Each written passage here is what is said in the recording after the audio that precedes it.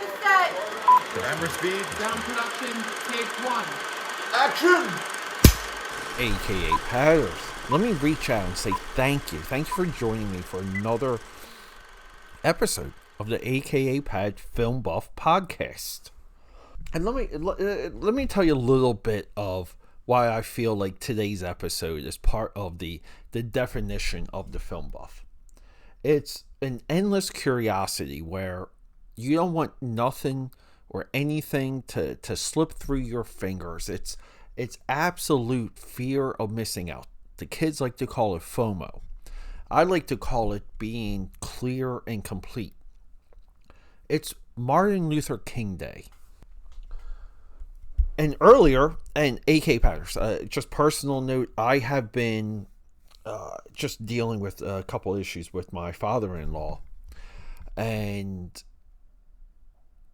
you know, it's just the process of individuals getting better, healing, going through the medical system.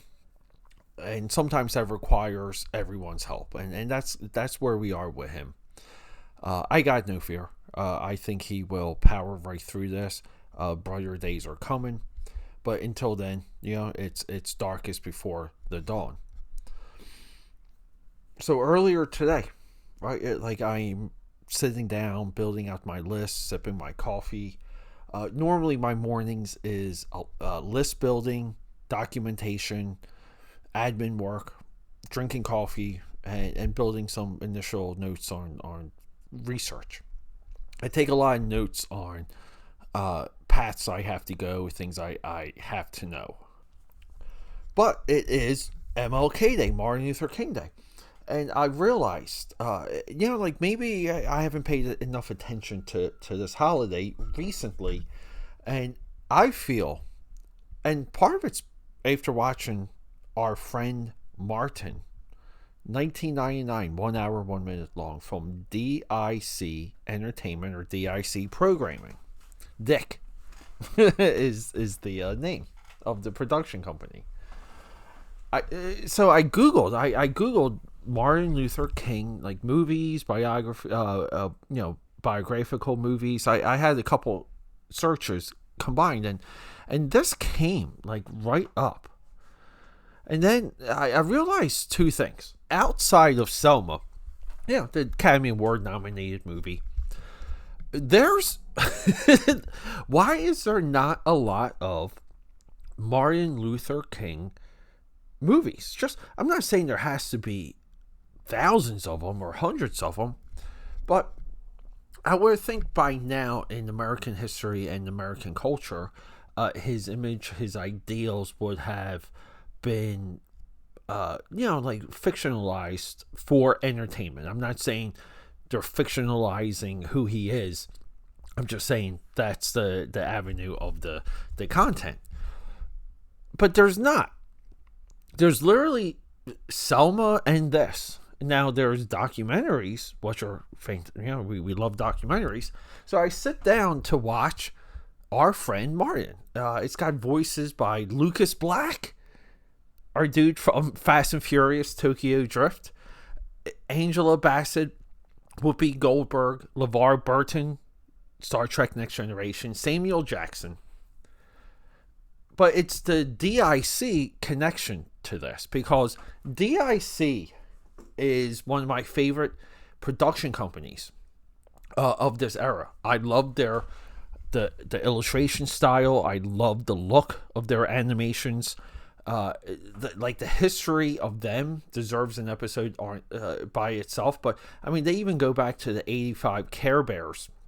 And you guys have to remember too, the Care Bears were dominating Disney, even theatrically, for quite some time. But even things like Dino Squad, Trolls with a Z, Stargate Infinity, Speed Racer X, Alienators, the evolution continues. That's been Sherlock Holmes in the 22nd century. That's been on my list. Extreme Dinosaurs, Inspector Gadget Field Trip, Sailor Moon, Action Man, Ultra Force, Street Sharks, Double Dragon, Sonic the Hedgehog, and I'm just like hitting the surface, but their style It's one of my favorite of this generation, and it is very clear from the beginning. I think this is some of their overall strongest character design.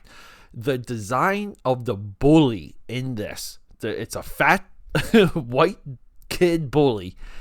He is, his facial expressions and the way how they designed his face, it's so easily animated. So even when, again, like production methods and budgeting and deadlines, and the intent and nature, because this was a VHS release, I believe it might have aired a couple times. I would air this once a year. I really would. I would have this in schools still. That's how important I think of a piece this is. But the bully is so well designed that they can even make errors, and it looks good. With all of that, we enter into this paradox and this story as we're going, and it is time travel. We go back in time and we see Martin Luther King while he's younger. Our main character, I forget, Martin, I believe is his name. Martin has a project. He's got a paper to write. He's got to write about Martin Luther King. He's African American. He spews out some of the surface level talking points to his teacher. His teacher's like, we're going to need more from you. So they do like a Bill and Ted's thing. He's got to go back in time. He goes back in time with one of his friends, who's white boy, by the way, that I absolutely love. I love that there's, kind of like the two races, like, again, like Bill and Ted kind of going on this adventure, and they're similar but a little bit opposite, just like Bill and Ted, where the areas that they're congruent are these like weird intangible ways. But Bill and Ted, we can argue are as opposite as they are alike. But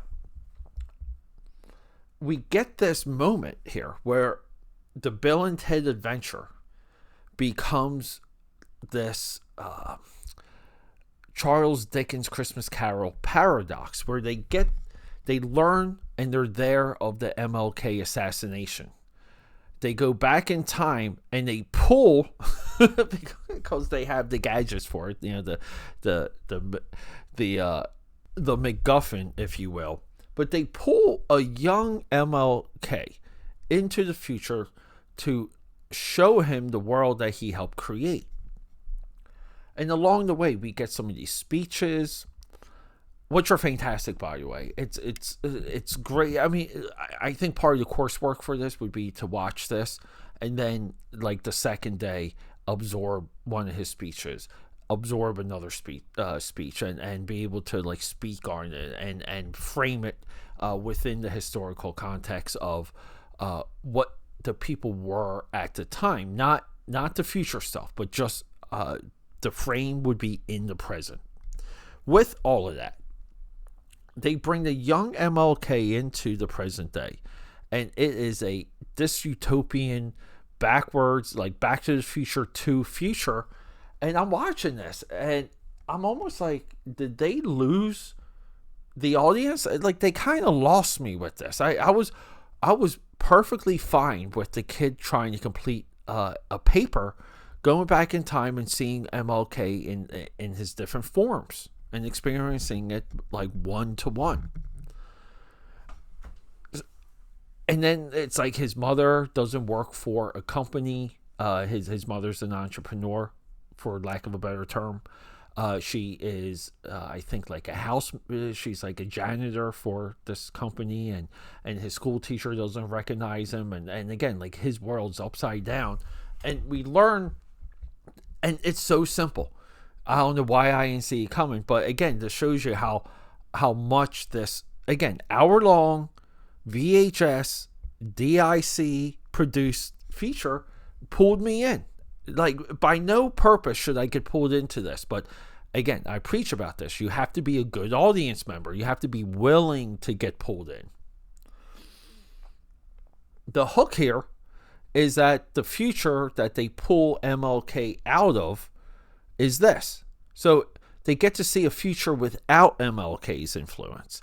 And the point of that hits home perfectly to where I'm watching this. I'm just saying, like, like maybe I'm not quite there. Maybe I don't understand enough about who this man was, what his impact was, and exactly who he influenced of the day. Like we know him. Like I only here's the facts that I knew, and I know a little bit more now. But what I knew of MLK is, of course, that I Have a Dream speech, which everybody knows. I knew his final interview was with Playboy magazine. I knew he potentially cheated on his wife, and I know him for the Nobel Peace Prize, and like that's about it. So this 1 hour long cartoon showed me, like, Peter, film buff boy, you really should know more. You should just know more about this guy, and that's what I plan to do moving forward.